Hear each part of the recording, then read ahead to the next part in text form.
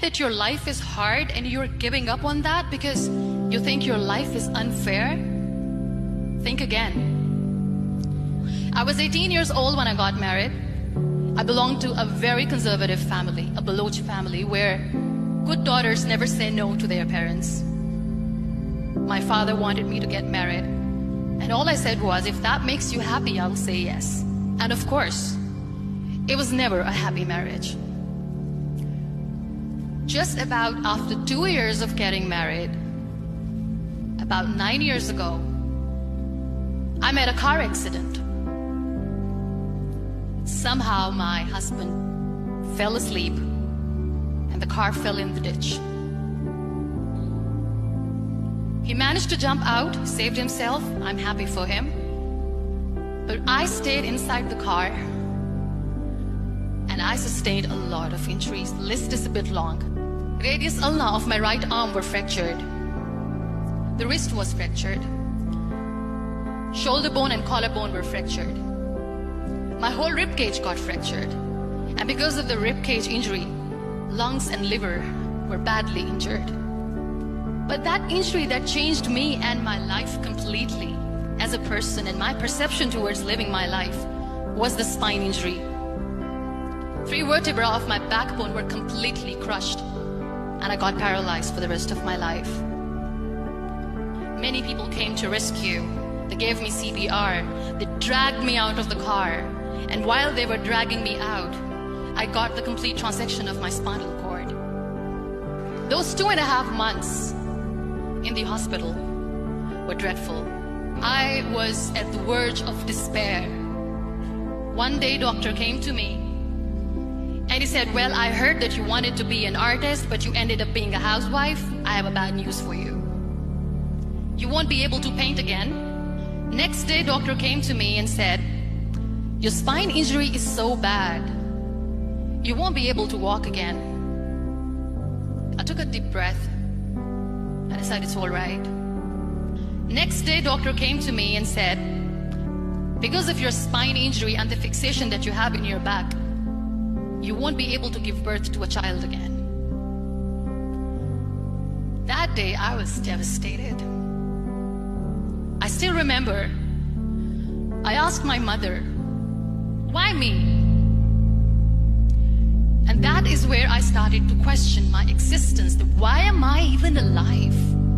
And that is where I realized that the words have the power to heal the soul. My mother said to me, this too shall pass. God has a greater plan for you. I don't know what it is, but He surely has. That day I decided that I'm going to fight my fears. So I wrote down one by one all those fears. And I decided that I'm going to overcome these fears one at a time. You know what was my biggest fear? Divorce. I couldn't stand this word. I was trying to cling on to this person who didn't want me anymore, but I said no. I have to make it work. But the day I decided that this is nothing but my fear, I liberated myself by setting him free. And I made myself emotionally so strong that the day I got the news that he's getting married, I sent him a text that I'm so happy for you and I wish you all the best. And he knows that I pray for him today. Number 2 was, I won't be able to be a mother again.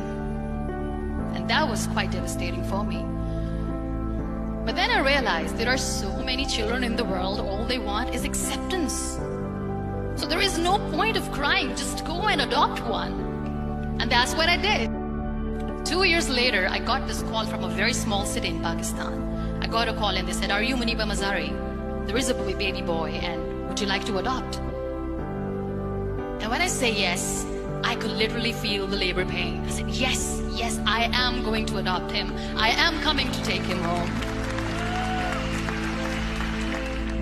So when you accept yourself the way you are, the world recognizes you. It all starts from within. We have this amazing fantasy about life. This is how things should work. This is my plan. It should go as per my plan. If that doesn't happen, we give up. I never wanted to be on the wheelchair. Never thought of being on the wheelchair. This life is a test and a trial, and tests are trials are never supposed to be easy. So when you are expecting ease from life, and life gives you lemons, then you make the lemonade, and then do not blame life for that, because you were expecting ease from a trial. Trials make you a stronger, better person.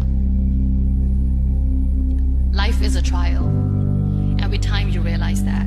It is okay to be scared. It is okay to cry. Everything is okay, but giving up should not be an option. They always say that failure is not an option. Failure should be an option, because when you fail, you get up, and then you fail, and then you get up, and that keeps you going. There are so many people in the world who are dreaming to live a life that you are living right now. You have no idea. Embrace each and every breath that you are taking. Celebrate your life. Live it. Don't die before your death. Live your life fully. Accept yourself the way you are. Be kind to yourself. Real happiness lies in gratitude. So be grateful, be alive, and live every moment.